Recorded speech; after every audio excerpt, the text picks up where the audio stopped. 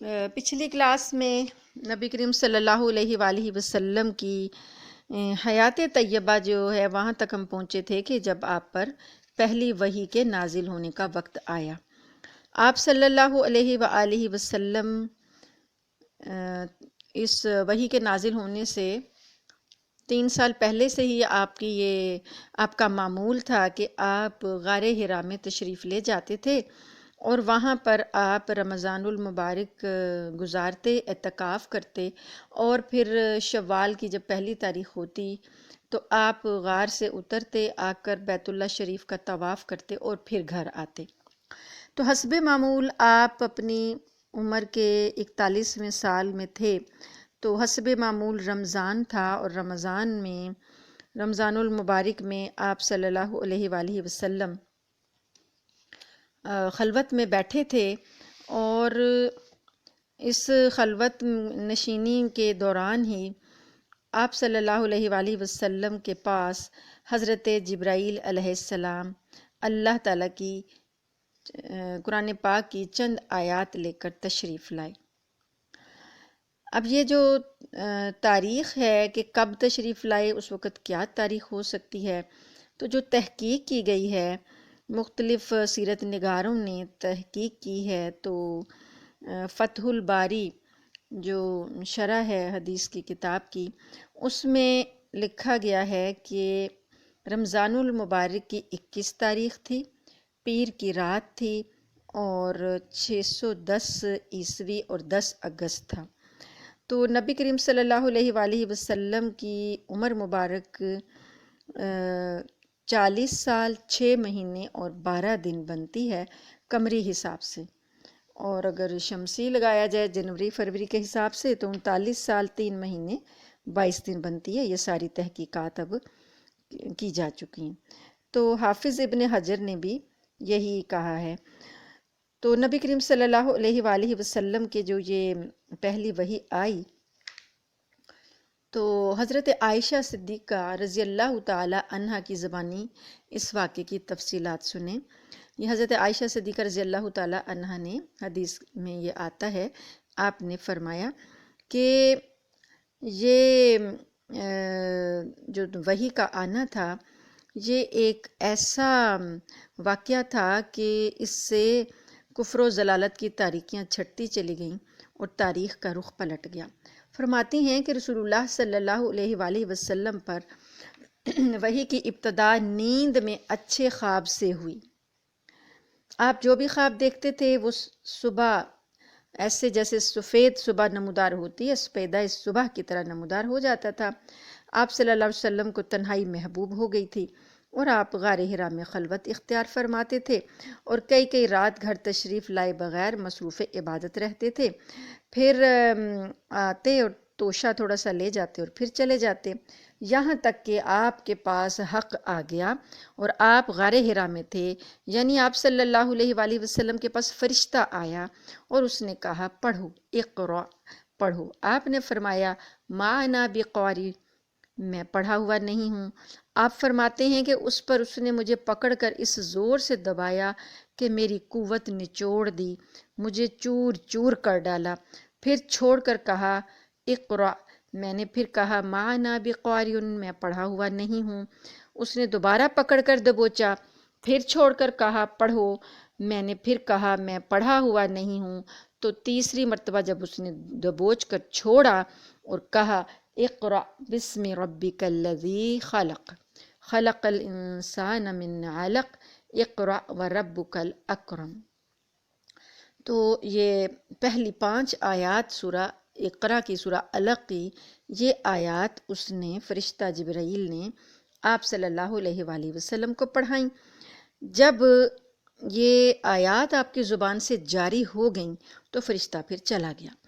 ان آیات کے ساتھ رسول اللہ صلی اللہ علیہ وآلہ وسلم فرشتے کی وجہ سے اور اپنے اس واقعے کی وجہ سے بہت زیادہ خوفزدہ ہو چکے تھے۔ آپ کا رنگ جو تھا پیلا پڑ چکا تھا، اور آپ صلی اللہ علیہ وسلم کا دل وہ بڑی تیزی سے دھڑک رہا تھا۔ آپ اسی حالت میں حضرت خدیجہ بنت خویلد کے پاس تشریف لائے، اپنی زوجہ محترمہ کے پاس۔ تشریف لائے اور فرمایا زملونی زملونی زملونی، مجھے چادر اڑا دو، مجھے چادر اڑا دو۔ انہوں نے دیکھا کہ آپ کی کیفیت جو ہے وہ بالکل عجیب ہے، انہوں نے آپ صلی اللہ علیہ وسلم کو کچھ بھی پوچھے بغیر چادر اڑا دی، یہاں تک کہ آپ کا خوف جاتا رہا۔ جب آپ تھوڑا سا کمبل اوڑھنے کے بعد آپ تھوڑا سا آپ کی گھبراہٹ دور ہوئی تو آپ نے حضرت خدیجہ رضی اللہ تعالیٰ عنہ کو سارا واقعہ بتایا اور فرمایا کہ یہ مجھے کیا ہو گیا ہے، مجھے تو اپنی جان کا ڈر لگتا ہے۔ حضرت خدیجہ رضی اللہ تعالیٰ عنہ نے کہا قطعاً نہیں، بخدا آپ صلی اللہ علیہ وآلہ وسلم کو اللہ تعالیٰ رسوا نہیں کرے گا۔ انہوں نے پھر آپ کی دلجوئی اس انداز میں کی، آپ کی جو صفات تھیں وہ گنوائیں، کہنے لگیں آپ صلی اللہ علیہ وآلہ وسلم صلہ رحمی کرتے ہیں، درماندوں کا بوجھ اٹھاتے ہیں، جو تہی دست ہیں خالی ہاتھ لوگ ہیں ان کا بندوبست کرتے ہیں، مہمان کی میزبانی کرتے ہیں، حق کے راستے میں تکلیف اٹھاتے ہیں اور لوگوں کی مدد کرتے ہیں، اللہ تعالیٰ آپ کو کبھی تنہا نہیں چھوڑے گا۔ اس کے بعد حضرت خدیجہ بہت سمجھدار خاتون تھیں، انہوں نے ان کے چچا زاد بھائی تھے ورقہ بن نوفل، یہ دور جاہلیت میں ورقہ جو تھے عیسائی ہو گئے تھے، پہلے یہ اسی طرح قریشیوں کی طرح ہی تھے لیکن یہ پھر عیسائی مذہب انہوں نے اختیار کر لیا تھا اور عبرانی میں لکھنا جانتے تھے، چنانچہ یہ عبرانی زبان میں حسب توفیق تورات وہ انجیل لکھا کرتے تھے۔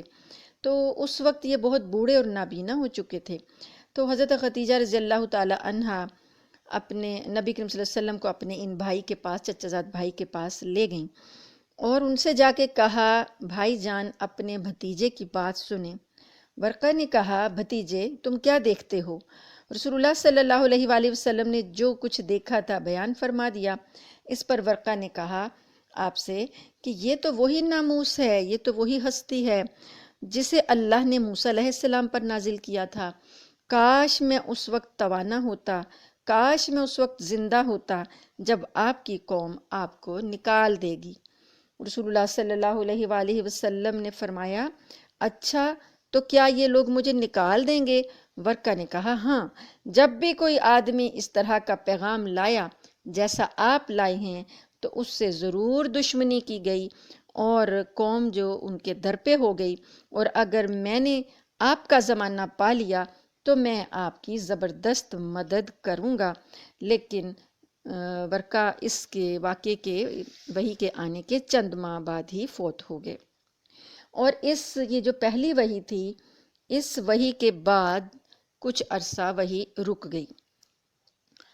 اب ابن حشام کی روایت سے معلوم ہوتا ہے کہ آپ اچانک وحی کی آمد کے بعد غار حرا سے نکلے تو پھر واپس آ کر یہ تو وحی جب نازل ہوئی تو آپ نکل آئے تھے، ورنہ تو آپ پورا رمضان کرتے تھے اور شوال کی پہلی تاریخ کو آیا کرتے تھے۔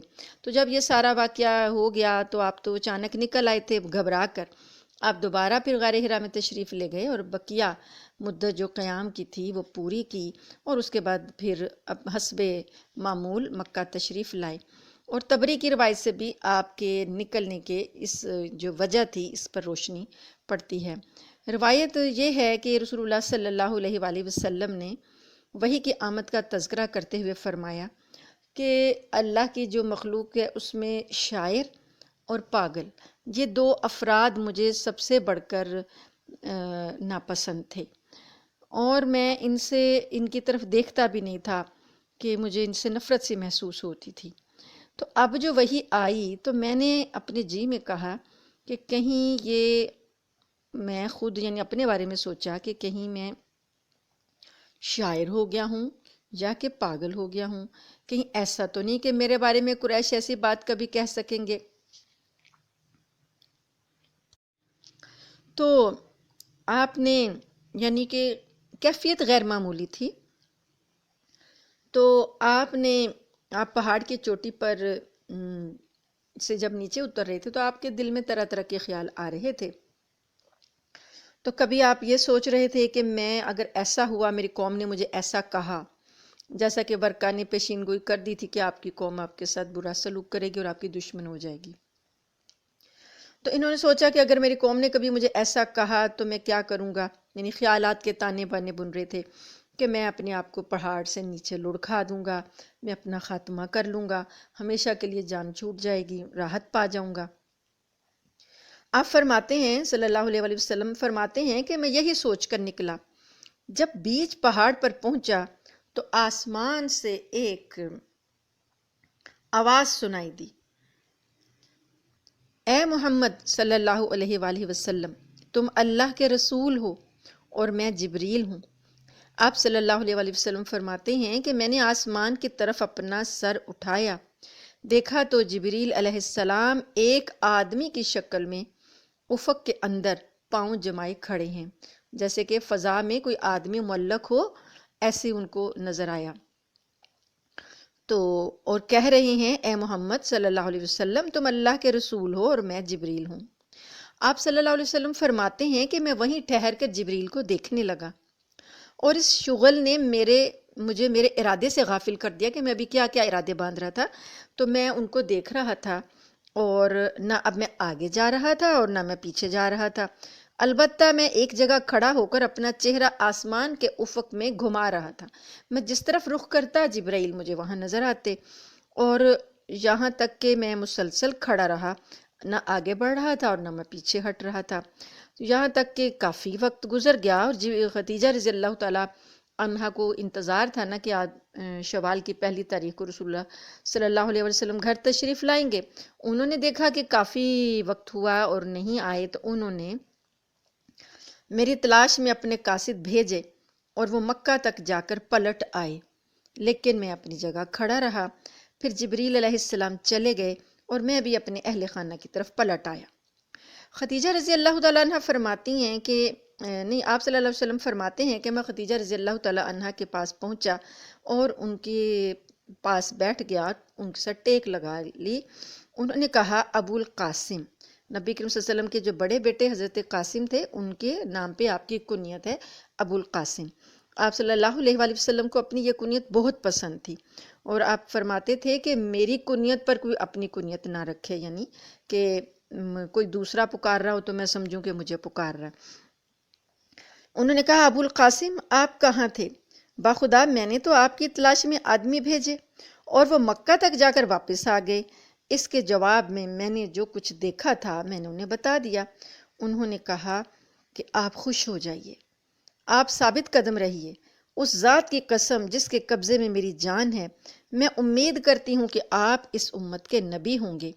اس کے بعد وہ دوبارہ ورقہ بن نوفل کے پاس گئیں، انہیں ماجرا سنایا۔ انہوں نے کہا قدوس ہے یہ قدوس، اس ذات کی قسم جس کے ہاتھ میں ورقہ کی جان ہے، ان کے پاس وہی ناموس اکبر آیا ہے جو موسیٰ علیہ السلام کے پاس آیا کرتا تھا، یہ اس امت کے نبی ہیں، ان سے کہو ثابت قدم رہیں۔ اس کے بعد حضرت خدیجہ رضی اللہ تعالیٰ عنہا نے واپس آ کر آپ کو ورقہ کی بات بتائی۔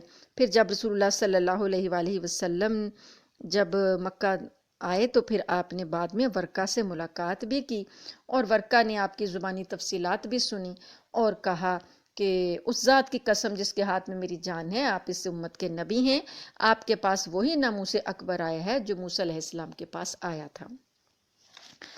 اس واقعے کے بعد کچھ عرصہ وحی بند ہو گئی۔